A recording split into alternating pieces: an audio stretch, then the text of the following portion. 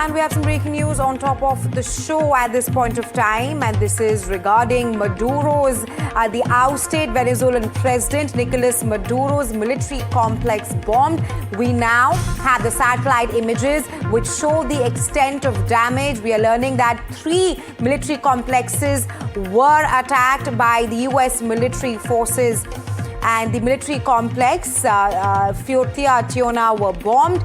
The satellite images of Caracas military complex is there on your screens right now, the before and the after image when the US military carried out the attack and captured the Venezuelan President Nicolas Maduro and his wife, the Venezuelan First Lady. But right now, what we're breaking on top of the show is the satellite images of the Caracas military complex, which was attacked by the US military.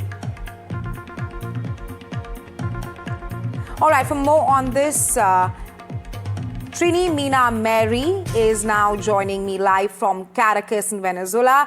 Trini, thanks very much for joining us on NDTV. First up, you're joining us live from Venezuela. What is the sentiment, the situation on ground at this point of time after your president being captured by the US President Donald Trump?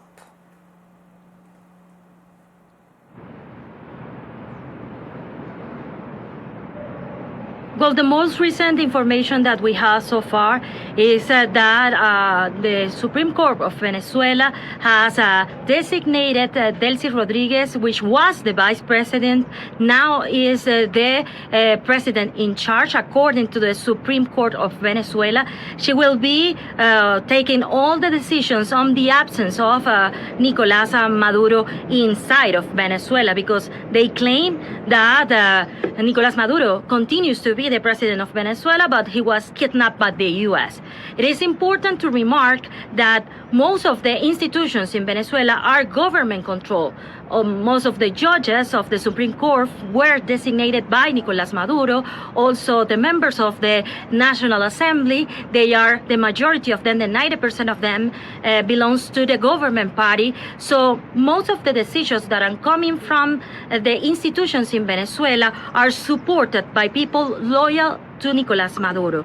Today, the environment here in Caracas is in calm. The streets are mostly empty. It is a Sunday. It was a hard Saturday for many Venezuelans who were afraid of after this military action taken by the United States. So far, the country tries to continue their daily routine despite what happened yesterday.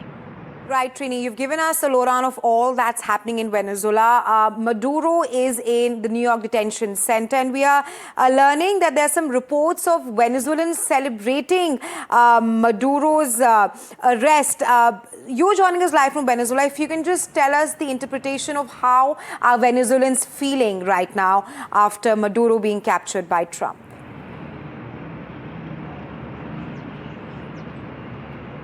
Well, there's mixed feelings. As I said, there's people, groups of people that are government supporters that obviously doesn't allow what happened yesterday. They reject those actions. And in Caracas today, there's a demonstration called for members of the government party that they will show their discontent over these actions.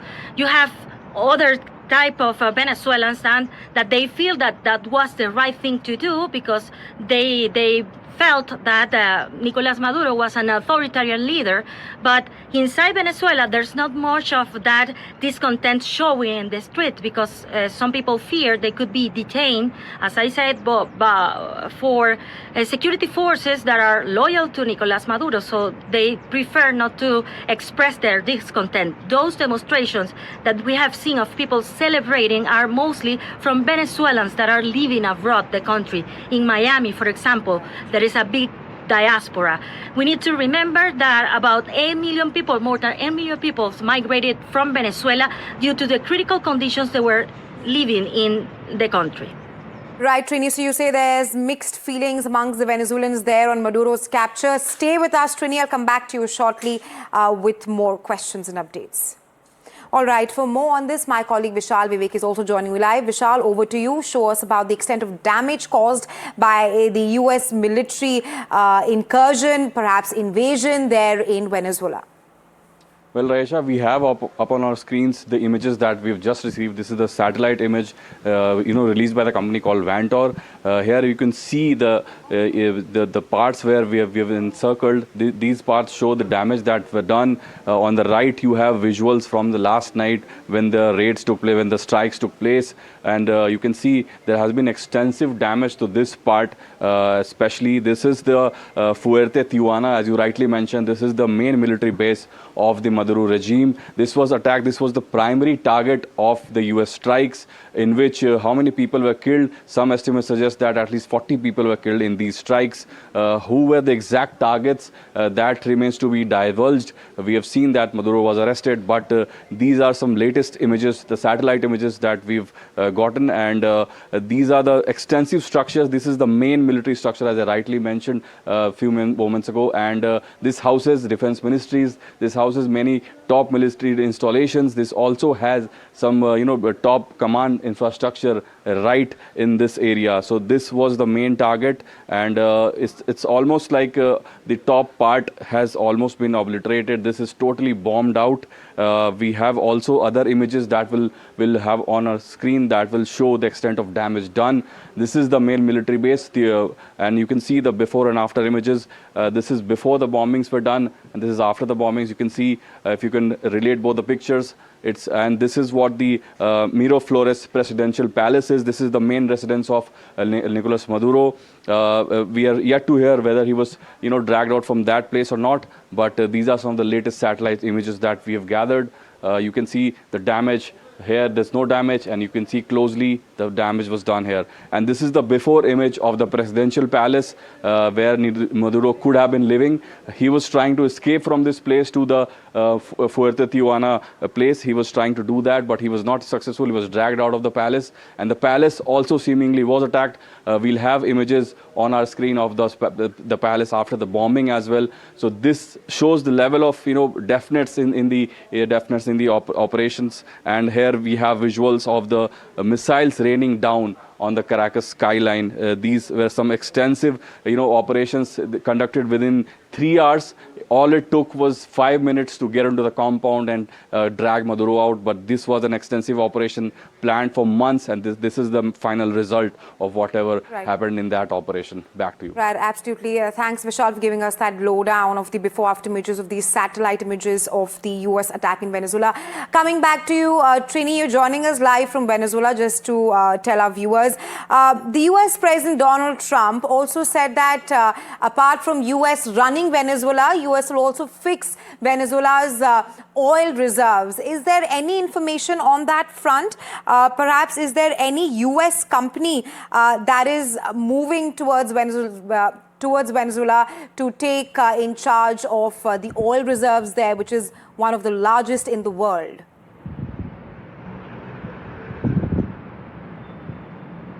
Well, first of all, despite the words of President Donald Trump, there's no indication inside the country that the new authorities of Venezuela are willing to do that. For example, Delcy Rodriguez denied most of the statements made by President Donald Trump yesterday. She says that the Venezuelan oil, of course, is the property of Venezuela, and they will continue doing business with international corporations that wants to work inside of Venezuela. One company, U.S. company, still working in the country is Chevron. Chevron has maintained its operation with the authorization of the United States, despite the sanctions, and that is one of the main sources of production, oil production for Venezuela. That U.S. company. Well, it depends what they are talking, if they are talking, and that is the big question, if the new authorities of Venezuela are willing to talk to Donald Trump after that. Thanks for joining us live from Venezuela and giving us a lowdown of all that's happening on ground zero at this point of time. Thanks very much. All right, to talk more on this, I have a host of experts joining me live. I have with us Professor Andrew Latham. He's a distinguished scholar of international security strategic studies. I also have with us Mr. Rubinder Sachdev, foreign affairs expert, and Vivek Mishra, Deputy Director, Strategic Studies Program, Fellow Americas at ORF. Welcome to NDTV, gentlemen. First up, coming to you, Professor Latham. How do you see things at this point of time? The US president abducts rather a sitting Venezuelan president. He is right now at a detention center in New York, and he says that US will run Venezuela. Well, as we all know, the president is given to, shall we say, rhetorical flourishes that bear little resemblance to the actual facts on the ground. This is what's happened in the last 48 hours or so, maybe even 24 hours. The Venezuelan regime has been decapitated. It has not been changed. It has not been broken. It has not been disassembled. There are multiple tiers, and that regime remains in place, resilient, and operating minus its leader. So that's the reality on the ground. Donald Trump and the U.S. government are not running anything within Venezuela. They're applying leverage, as they have been for many years now. They're applying pressure, but they're not running anything directly or indirectly. The Venezuelans are still in control of Venezuela. What has happened, though, is that the United States has violated international law, clearly, and that the president has probably violated the U.S. Constitution and the War Powers Resolution of 1973. He certainly stretched it beyond the bounds of any previous president, including George Bush Sr., who launched a similar invasion of Panama back in 1989, on exactly the same day, January 3rd, by the way. And there's going to be political fallout. If Congress would actually do anything in the United States to push back against presidents when they do things like this, presidents wouldn't do things like this. But so far, they haven't. Right, Professor Latham. Coming to Mr. Sachdev, your viewpoint, do you think that what Trump has done, that he can perhaps act recklessly in pursuit of his own foreign policy goals at this point of time? With, of course, the eye on the oil reserves there in Venezuela, which is the largest in the world that we have today. Thank you. Certainly. See, on the first count, Trump administration is positioning this as a law enforcement action. What they're saying in the press conference, they said it was an operation of the Department of Justice to bring back a criminal drug trafficker into America, supported by the Department of War. That is, the Department of Defense or the Department of War played a supporting role. So that's how he'll try to work his way through countering these arguments that he did not have approval from the Congress, etc. Now, coming to the second point, moot point, that how will the US run Venezuela? It seems that Trump is looking to maybe appoint a viceroy.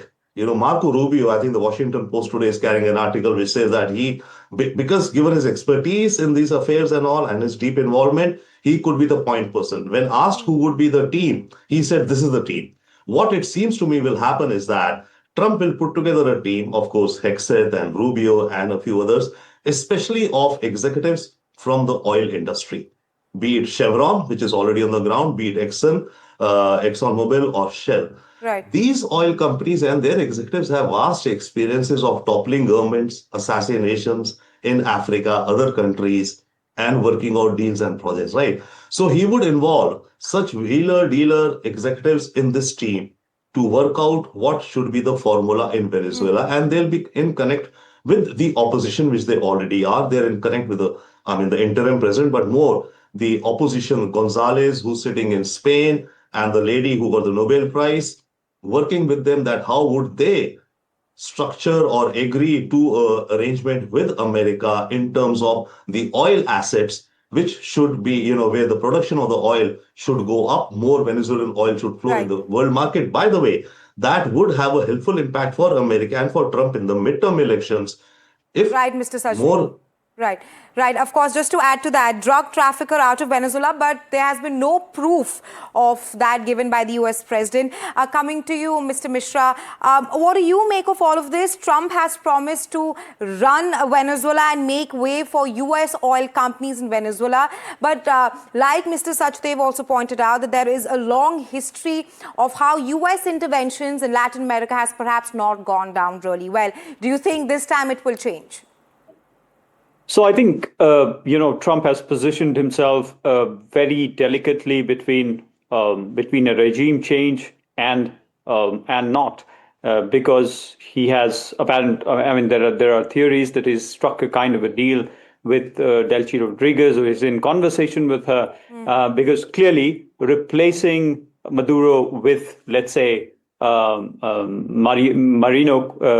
Machado would have been a much more drastic measure, which would have not gone down really well in the region.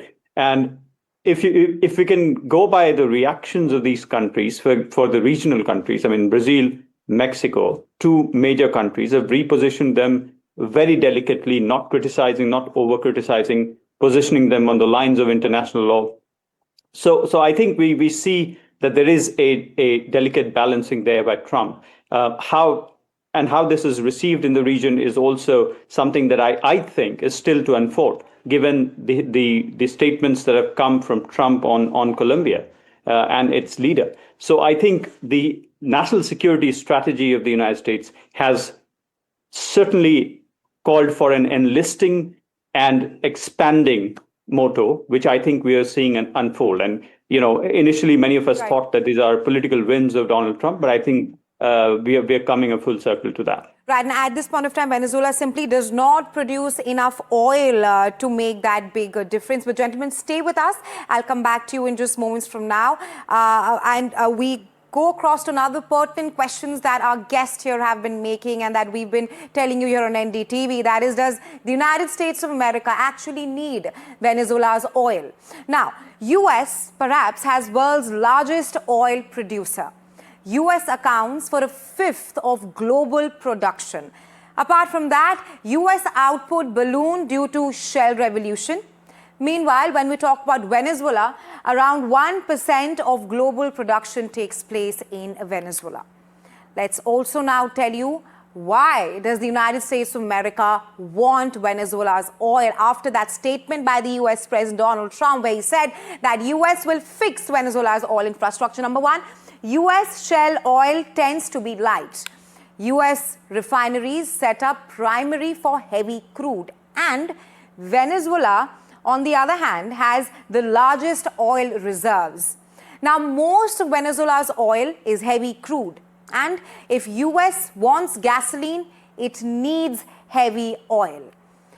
Lastly, let's take you through the global oil reserves. Now, Venezuela, that's there on the map, 302.3. When you talk about Saudi Arabia, 266.2.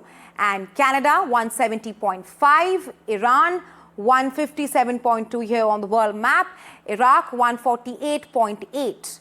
Kuwait, on the other hand, is at 101.5. These are the global oil reserves, according to oil reserves in billions of barrels. UAE is positioned at 97.8, Russia at 80.0, and Libya at 48.4.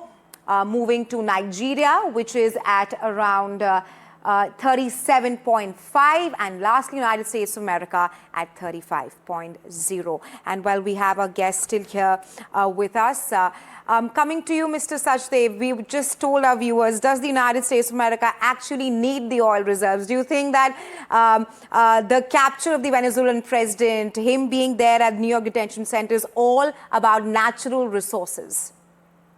It is definitely all about that, but I think there's an equally other pillar also, which is to get rid of any leftist, socialist governments in the neighborhood, in the region. Repeatedly, Trump and his general yesterday were talking about a Western hemisphere, and Trump repeatedly saying, we want neighbors who are good and friendly with us and aligned with us, right? So oil and resources are definitely one pillar. The other is, not allowing China or socialist thought. The other thing, coming back to the formula for the oil, so what Trump would be looking to do is probably that the oil which is extracted, sure, a percentage of that, profits from the oil would go to the Venezuelan government, should go. A percentage would go to the oil company which is extracting, and a percentage of the oil profits, I think Trump will demand for the US government itself. Okay. The parallel being, if you look at, like, let's say the semiconductor chips and all, NVIDIA, Intel, NVIDIA allowed to sell chips to China But US says that the government will get a 15% cut on the revenues of the chips which Nvidia sells to China. Trump will look at this in a similar manner, that the oil fine extracted, whatever, a certain percentage of the oil revenue or profits come to the US Treasury, which helps him balance out or some way look at the debt which is out there. Right. The other thing quickly in terms of political, domestic within US, Right.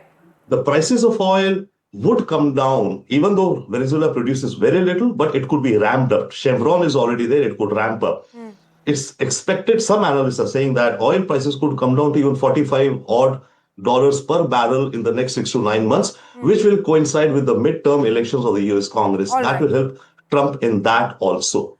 All right, Mr. Sachdev, you've given your analysis. I want to take that to you, Mr. Mishra. Now, at the center of all of this, of course, is Venezuela's oil trove. But I want to ask you that despite Venezuela being the home to the largest proven oil reserve on earth, it's at this point of time, its potential far outweighs its output. In other words, Venezuela right now simply does not produce enough oil to make that bigger difference. How do you see that changing forward, with US saying that we will take control of the oil reserves there in Venezuela?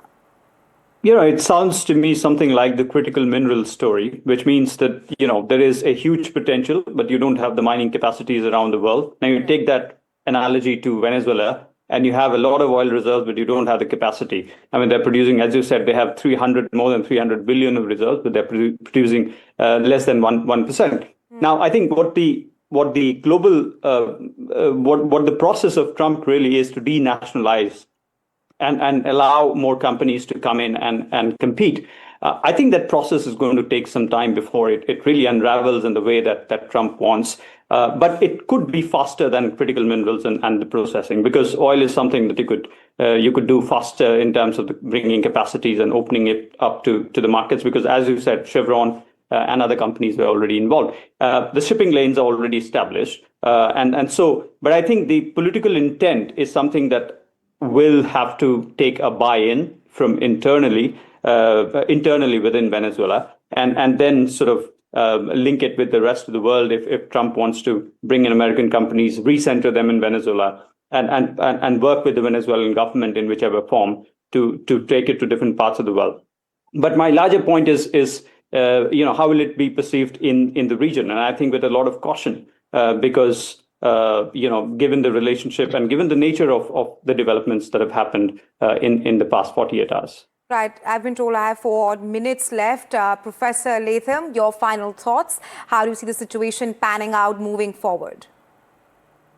Well, it's an undetermined outcome at this point. There are many scenarios that could unfold. Business as usual, increased American influence, civil war, collapse. There are all kinds of things that could happen now that Maduro has been removed. And I think politics and political narratives, like nature, always abhor a vacuum. And when we don't know what the future is like, we tend to impose all of our predispositions and priors. Some people think this is U.S. imperialism. Okay, great. There's a story to be told there. Some people think it's all about domestic politics, diverting attention from the Epstein files and the bad economic situation in the U.S. Some people think it's just about geopolitics. It's about the national security strategy and hemispheric sphere of influence for the United States. We don't know, A, how the decision was made, B, what the implications will be, and therefore, and this is natural and normal, we as human beings tend to fill in the blanks with our priors. I guess my advice to my students certainly is, let's wait and see, because this story is far from over. Mr. Sachdev, your final thoughts. As we speak, the Vice President of Venezuela is in charge there. Trump says US will run Venezuela. How do you see the situation panning out, the implications, the consequences moving forward? But quickly, I did to what Professor said and our colleague, Mr. Mishra also said. What I would say is that look out for Colombia and Cuba. He mentioned 3 countries today, Colombia, Cuba, and Mexico. Mexico, not a regime change or not decapitating, because different things, but Colombia definitely yes, and Cuba also in the line coming up. In Mexico, Trump could go in for targeted attacks on, again, quote-unquote, drug lords, etc. But therein he would not, be looking for a regime change. But in Colombia and Cuba, they would very much want to precipitate. Secondly, as of now, in Venezuela, as your report on the ground was saying, the army is standing with the previous regime or with the current regime, which is there. It's only been decapitated. All the officials are there. So it'll be very interesting to see how that, even the Cuban diaspora in America would vote more enthusiastically for the Republicans, because they'll see that Trump and his administration are taking effective steps again, quote unquote, what they call as dictatorships. Right. Right. We'll have to leave it there. Thanks very much, gentlemen, for joining us on NDTV and sharing insights with us. All right. On that note, we slip into a very short break, but come right back. Lots landed for you here on NDTV 24/7.